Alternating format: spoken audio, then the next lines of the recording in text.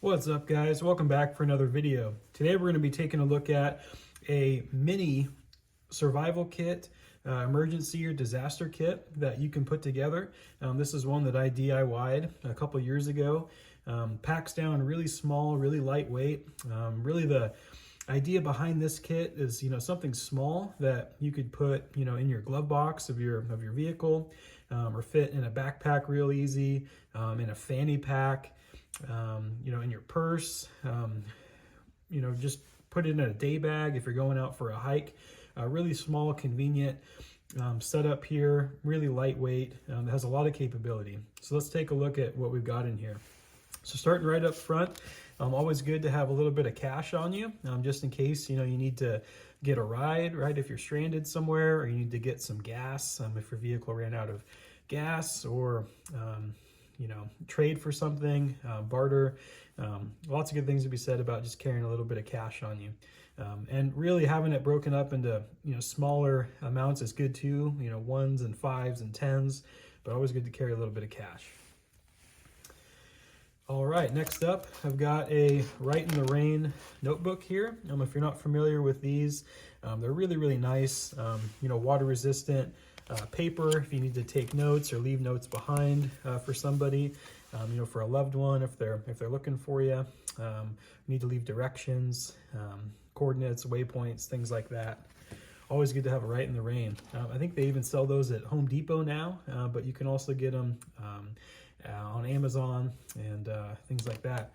Another good thing to have is a Sharpie. This one's a ultra fine tip Sharpie if you need to, leave notes, leave messages behind in a more permanent way.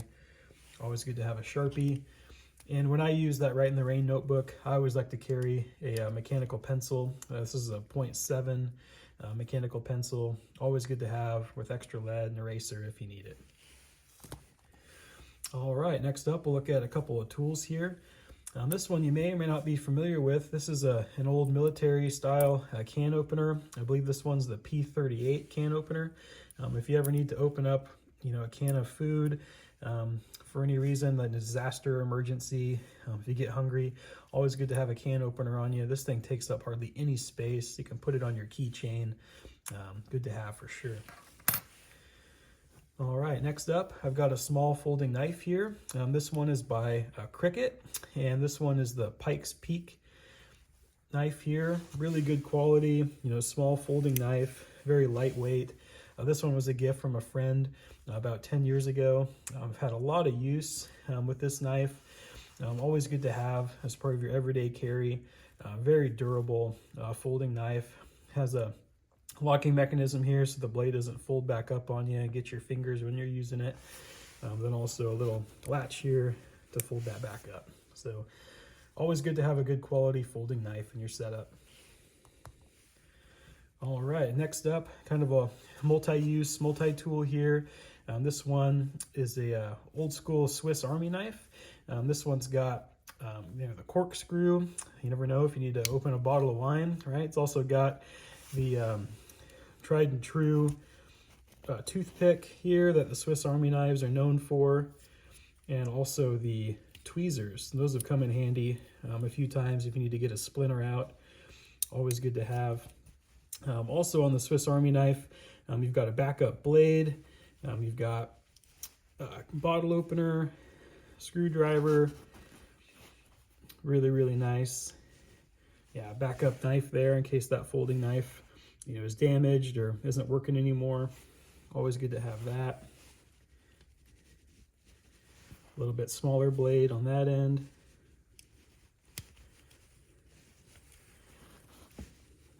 All right, this one also has some scissors in it, which are pretty cool. These scissors have come in handy just for cutting tags off of things, or cutting off thread off your clothes, things like that. Always good to have a small pair of scissors.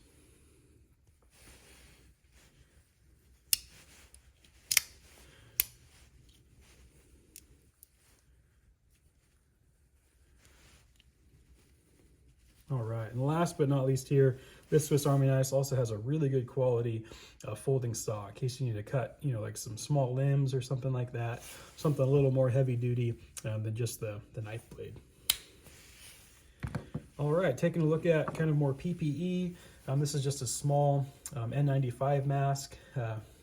Packs down, really lightweight. Hardly takes up any room at all. Lies nice and flat.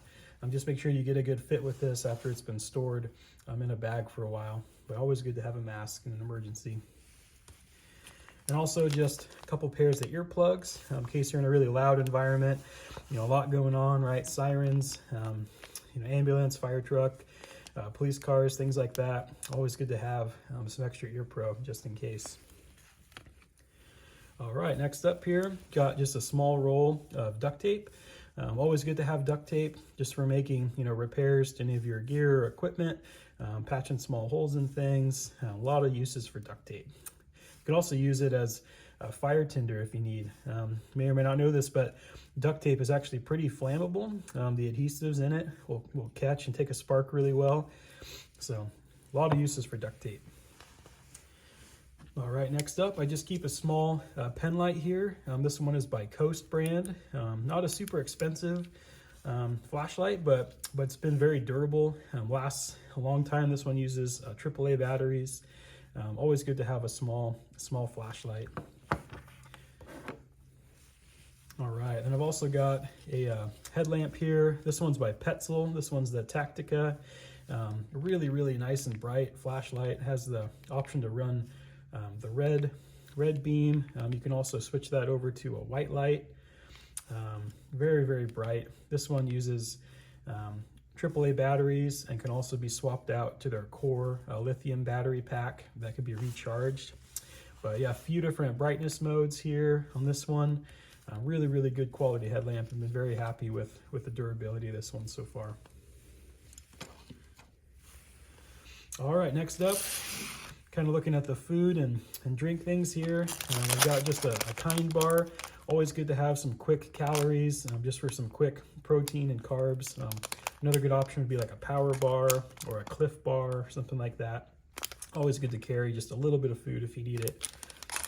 If nothing else, for morale and a little bit of energy. And also carry just a small liquid IV pack just to add to your water in case you need some more electrolytes so you're dehydrated. All right, next up here, looking at the water kit. I've got just a small Hygiene bottle. This one's one of the smaller versions, 14 ounces, and really takes up hardly any space, about the size of a normal water bottle. Actually, this one I think goes up to 16 ounce when it's totally full, if you got it full up to the brim. Open this up here. I also keep some aqua tabs inside, some water purification tablets. On the back has the directions for how to use them. Really good to have additional way to treat water. If you come across a water source that you're not quite sure about, always be extra careful and throw some water purification tabs in there.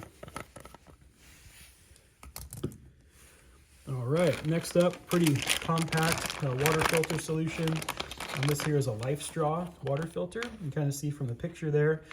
It's literally just a straw with a filter element inside that you can use to drink water that you're not sure if it's safe to drink. This will filter out any microorganisms that might make you sick. You can scoop up water into your Hygiene and literally just put the straw in there and drink right out, and it's completely safe.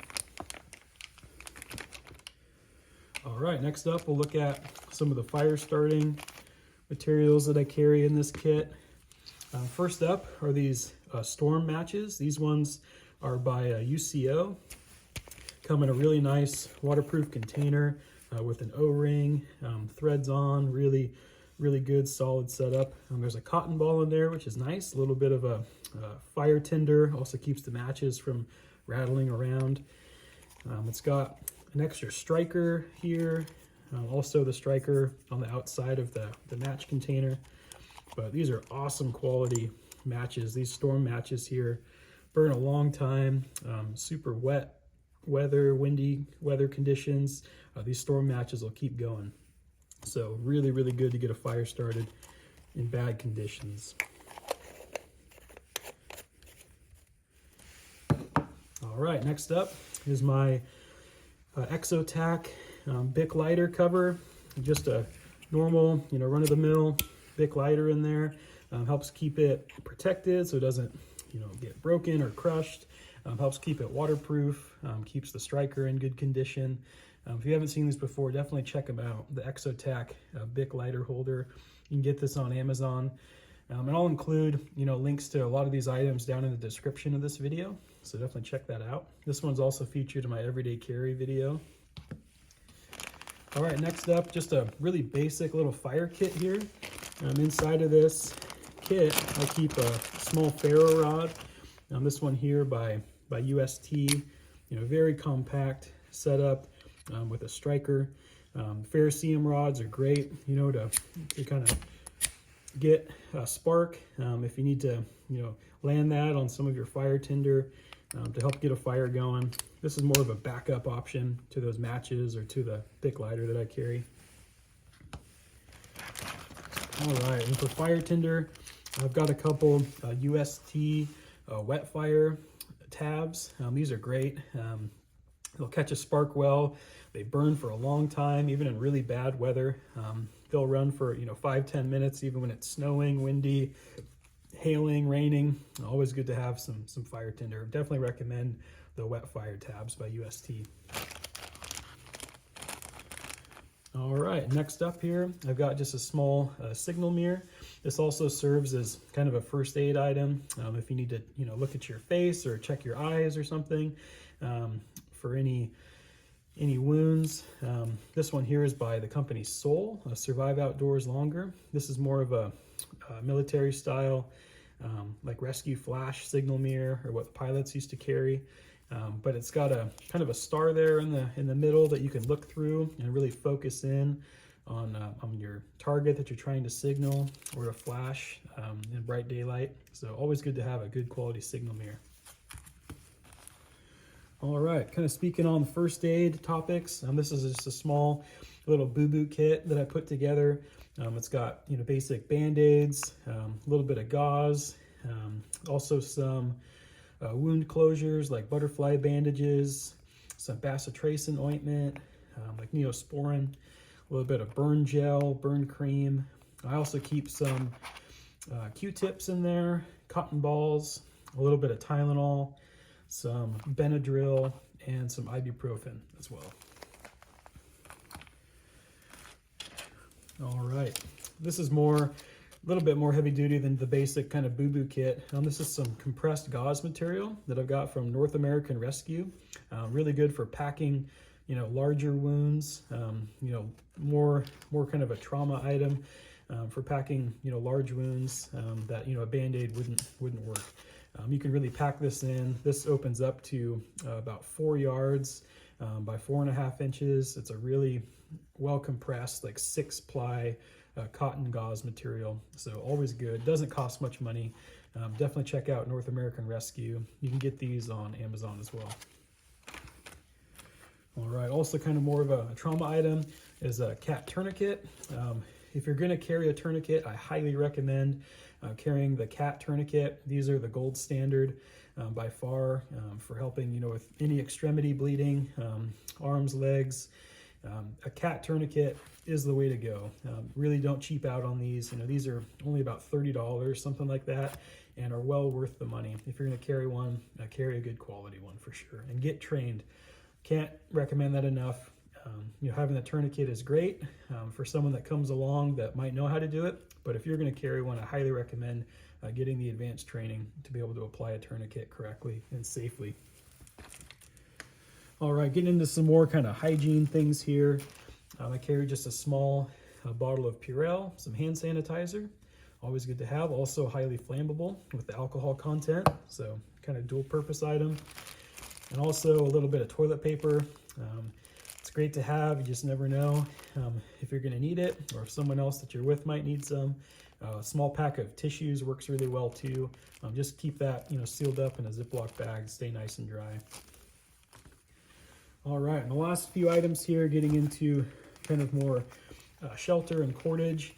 In this pack, I keep about 60 feet of bank line. This is a tarred kind of fishing line material, heavy duty. They also call it marlin. You see it in a lot of like maritime applications, boating applications, things like that. But very, very strong, lightweight cordage.